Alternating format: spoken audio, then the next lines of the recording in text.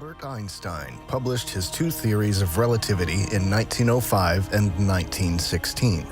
With the general theory of relativity, the ether was finally abolished in physics. General relativity was needed primarily to explain the properties of space without recourse to an objectively existing ether field. Even Einstein was so uncomfortable with this action in retrospect, presumably he realized at some point what his financiers had intended, that he later still tried to clarify that his theories would not work at all without the ether.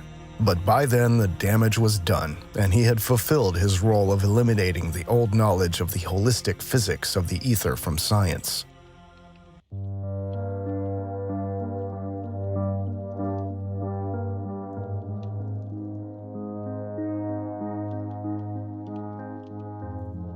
Holistic scientists, like Nikola Tesla, had no place in the New World and were starved out, but only after their skills were used. Parents, beware. Your children homeward bound from school are being introduced to a new danger in the form of a drugged cigarette, marijuana. It is convinced that he is hopelessly and incurably insane, a condition caused by the drug marijuana to which he was addicted. The monopolization of production also included the demonization of hemp.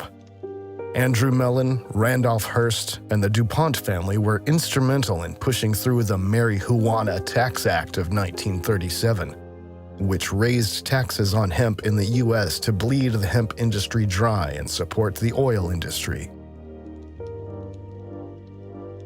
Banker Andrew Mellon appointed Harry Anslinger as chairman of the newly formed Federal Bureau of Narcotics. Basically, the goal was to create the conditions to make humanity dependent on the system in the long run, and to eradicate any possibility of self-determination and freedom.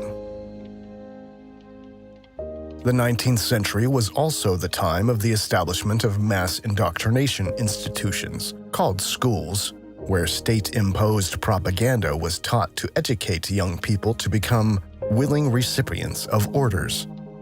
The expansion of compulsory education and the Gleichschaltung of teachers then picked up speed again in the 20th century with the rise of fascism and communism.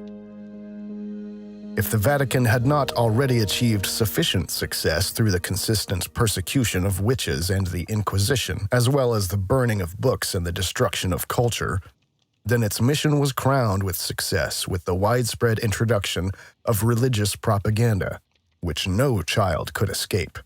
Thus, Karl-Heinz Deschner wrote in his book, God and the Fascists, the Vatican Alliance with Mussolini, Franco, Hitler, and Pavlovich, that under Mussolini, the books of the Italian elementary schools consisted of 1/3 catechism pieces and prayers, and 2/3 of glorifications of fascism and war. The whole thing was crowned only by renewed bans on anti-clerical criticism and media coverage. Thus, one of the basic principles of the old world, each community, family, lives autonomously and is responsible for its own children, was invalidated. The consequent tearing apart of these communities and the early centralized indoctrination were of central importance. Then, with the Flexner Report of 1910, the robber barons Rockefeller and Carnegie destroyed holistic medicine in the U.S. and laid the groundwork for building the anti-life medical cartel under which we live today. Electrotherapy, phytotherapy, and osteopathy, for example, were banned from the official canon, and the curriculum was standardized so that pharma-controlled conventional medicine could establish itself as the only recognized form of medicine. Most independent schools were forced to close as a result of the Flexner Report. The Flexner Report was inspired by the destruction of alternative healing methods in Germany, where the policies of the Flexner Report had already been implemented in 1880. Throughout his life, Flexner was an ardent advocate of the German pedagogical style of medical education. He firmly believed that medicine was a scientific discipline that could best be realized in America using the German model as a prototype. It was a system in which medical scientists were trained in university hospitals.